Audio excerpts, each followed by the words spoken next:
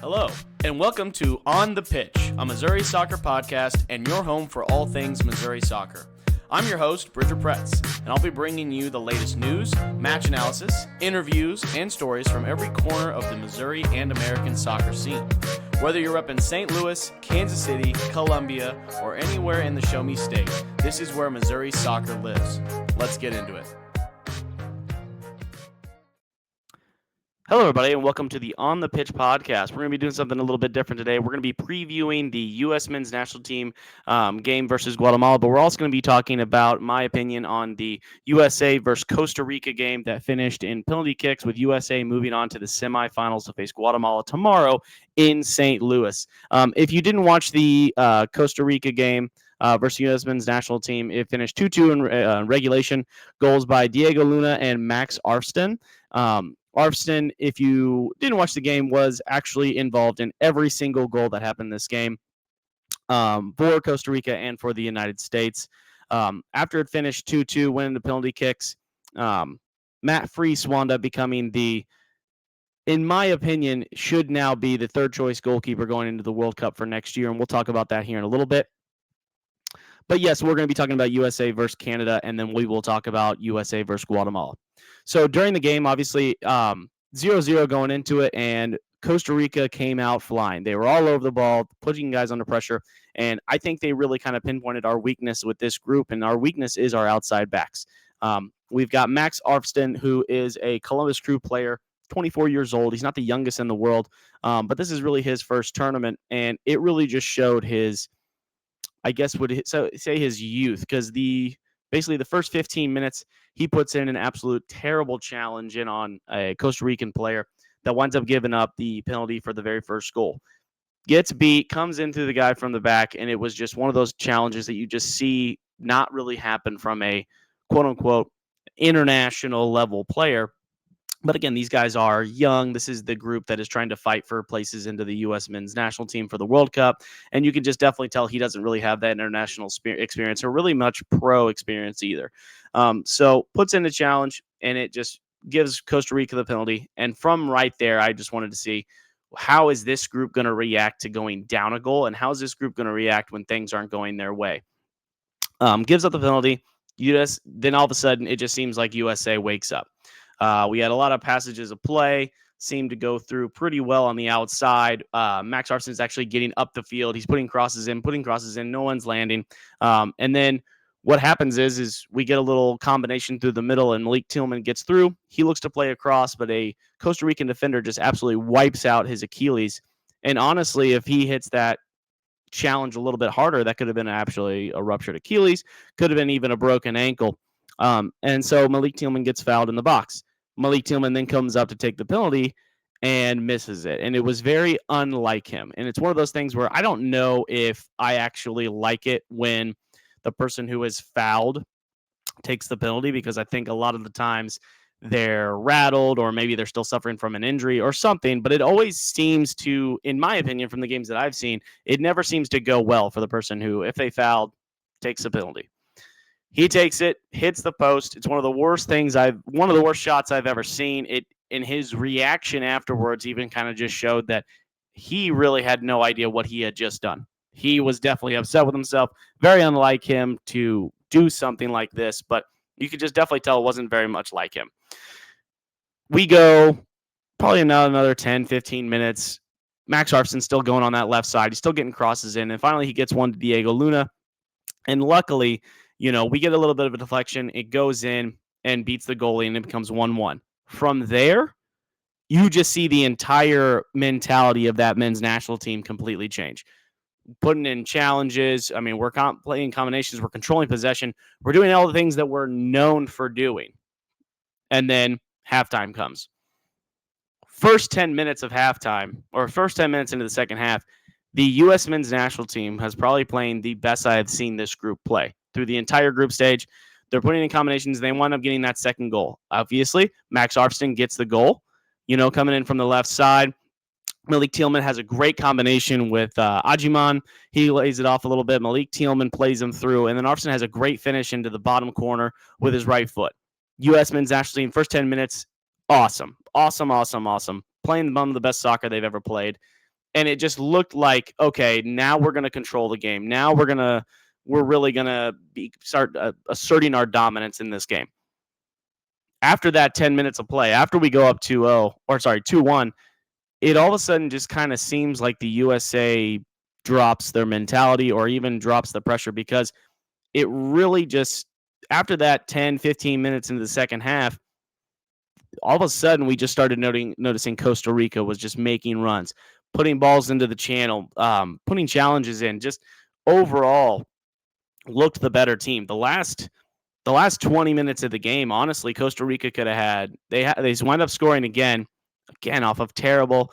Matt Freese makes a good save, but it's just 3 or 4 guys just absolutely just standing in the box and letting these players run right by them. And again, it just seemed like we were in cruise control. We were okay with a 2-1 win. We were okay with, okay, we got our second goal. Let's just sit, control, and let this happen. We've got it. The game's over. Unfortunately, Costa Rica isn't one of those teams. They're one of those teams that the Gold Cup is their moment. Costa Rica doesn't qualify for every single World Cup. So when the Gold Cup does happen, this is their moment. They bring their better squad. We definitely realize that whenever the men's national team gets up, they get complacent. They let their momentum drop, and obviously now it's 2-2. Last 10 minutes of the game, now we're chasing to try and win it again. Costa Rica goes in, hits the post. Matt Freese gets completely frozen on the line. One of the best hits I've ever seen, and it's unlucky that he didn't score it, honestly, because if I'm a player like that, 9 times out of 10, that probably goes in. But we got lucky with the post. Matt Freese had to make another really good save, probably around the 80th minute as well. Costa Rica dominated the last 20 minutes of that game. And luckily, and USA made it out. Going into penalty kicks, we were lucky to be there.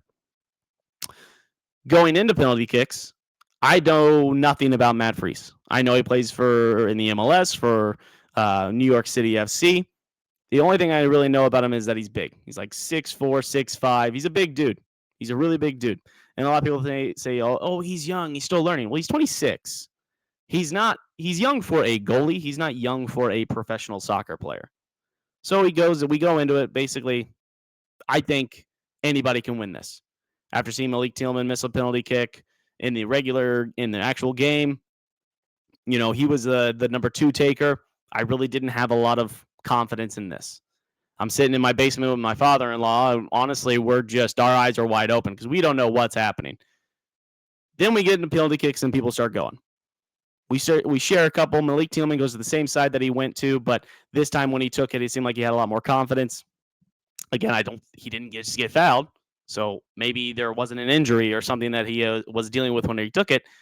Puts a great penalty in, side netting. It's perfect. Now a meme basically happens. Matt Freese makes an absolute amazing save.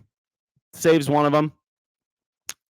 And then you have Berhalter get up there. This is Greg Berhalter's son, who is playing for, I think he plays for the Vancouver Whitecaps in MLS. Sebastian Berhalter gets up there and he misses it. And it's honestly one of the most memeable moments, because how people have felt about Greg Berhalter, and now his son's playing, which his son is doing phenomenal. I think he's doing an absolutely amazing job. I think he's a good player. I think he's 24. He's right around that age where you should be getting into the game. You should be getting into the men's national team. And he had a good game.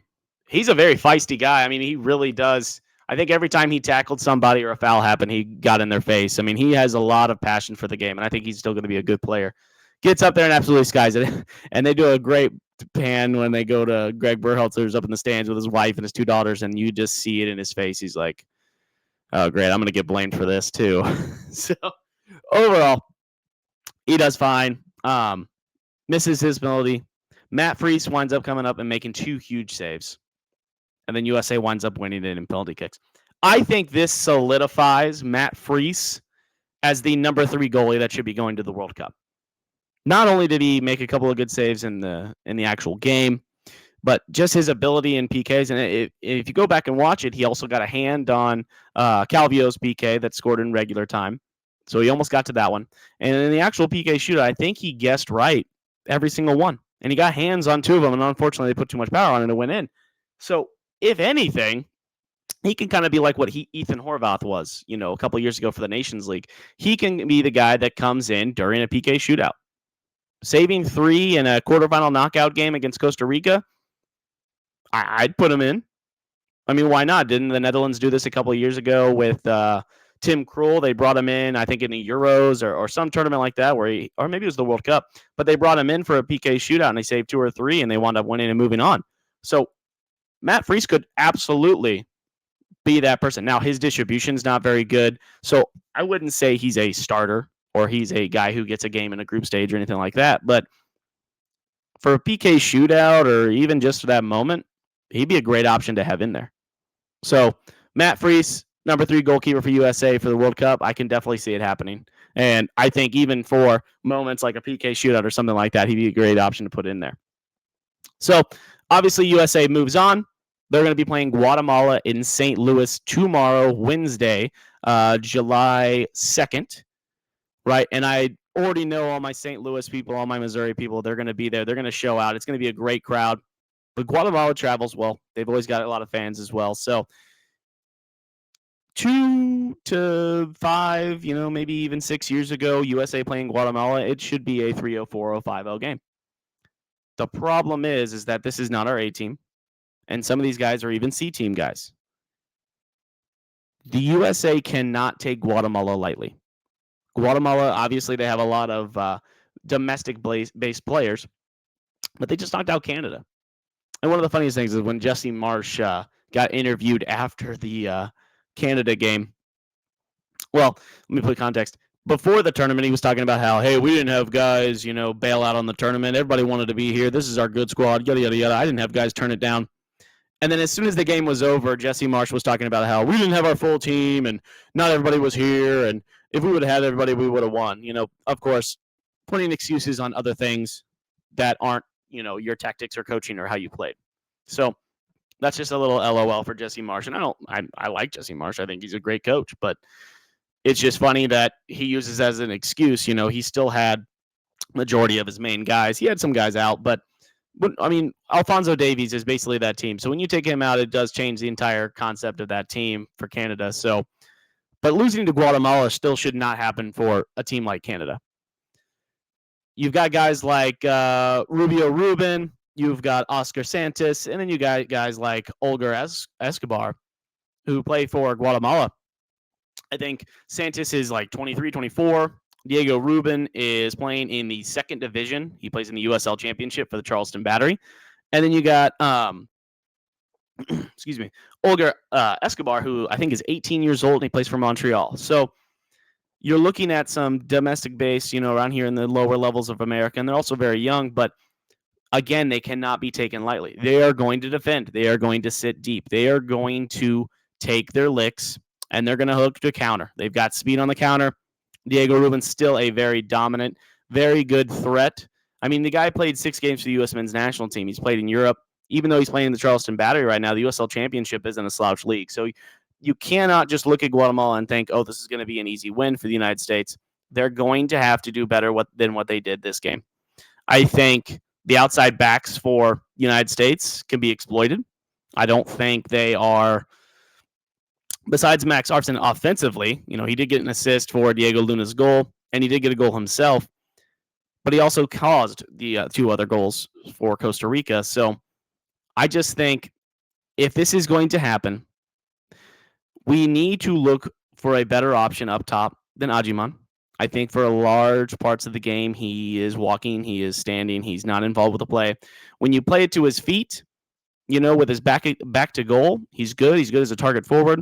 But when you put him into space with the ball, he loses the ball too often. He missed dribbles. He falls down. There was like 3 or 4 times where he fell down versus Costa Rica. No one was around him. So I think that would have been a better option, with a Josh Sargent or somebody else, or even this this Downs guy from Cologne would be a better option to put up top. Why not? Why not try something a little bit different? We'll see what happens. But overall, I think USA should beat Guatemala. Everything on paper tells you should beat Guatemala. But Guatemala just took out Canada. And Canada's not a slouch team. Canada's probably the third best team in CONCACAF, if not fourth, depending on Costa Rica and Canada playing. I really don't know who's better. I think Canada's better on paper because obviously the guys who they've got playing in certain leagues. But Guatemala's not going to be a slouch. They're going to come out ready to go. And St. Louis better be ready to go as well. They better be loud and proud and ready to go for U.S. men's national team because the crowd is what's going to help us win. Because when the crowd's on our back, we're good. But really what needs to happen is the outside backs need to figure it out defensively, and the midfield needs to look for a little bit better combinations, and we got to finish our chances. But overall, if I had to predict the game, if I'm looking for, I obviously am going to predict that USA wins this one, and we'll be playing in the Gold Cup final.